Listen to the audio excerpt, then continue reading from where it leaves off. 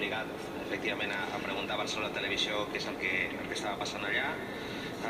Els programes produïts per les diferents productores de BTV s'abonen en funció dels corresponents pressupostos que presenta per cada programa complet, i a la mesura que són les productores, les que contracten el seu personal, són elles les que fixen les retribucions.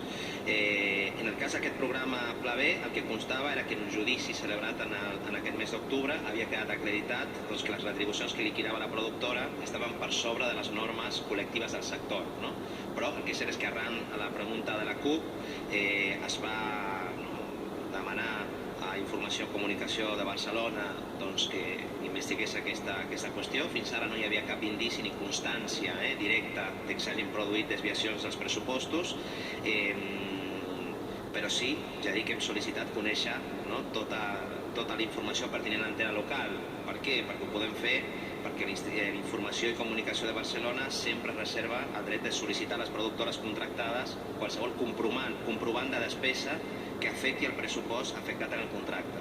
Per tant, aquesta petició ja s'ha fet i la voluntat, per tant, és esclarir els fets i prendre les mesures pertinents, fins i tot les sancions corresponents, si això que denuncien efectivament ha passat. Però ja, per tant, està plantejada aquesta qüestió.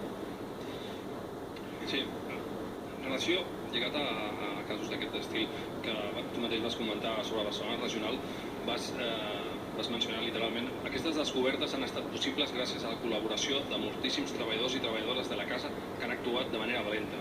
En el cas de les treballadores i treballadors de BTV que van denunciar sessió il·legal de treballadors, alguns que portaven fins a 15 anys van ser acomiadades, literalment.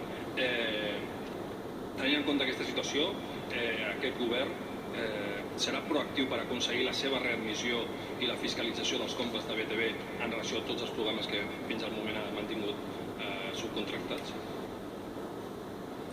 Crec que ja ho havíem comentat en una altra pregunta que s'havia fet sobre el tema de les sentències, per exemple, que estaven pendents, que el govern no tenia intenció de recórrer, si aquestes sentències obligaven a la readmissió de treballadors on assumir aquesta posició. Estem a favor de la internalització, en aquests casos, dels treballadors, i si efectivament així ho decideix el Poder Judicial, nosaltres acatarem aquesta decisió, i al igual que en altres casos, de mesura, som 11 regidors, i per tant agraïm molt la col·laboració, agrairem molt la col·laboració de la CUP en aquest tema.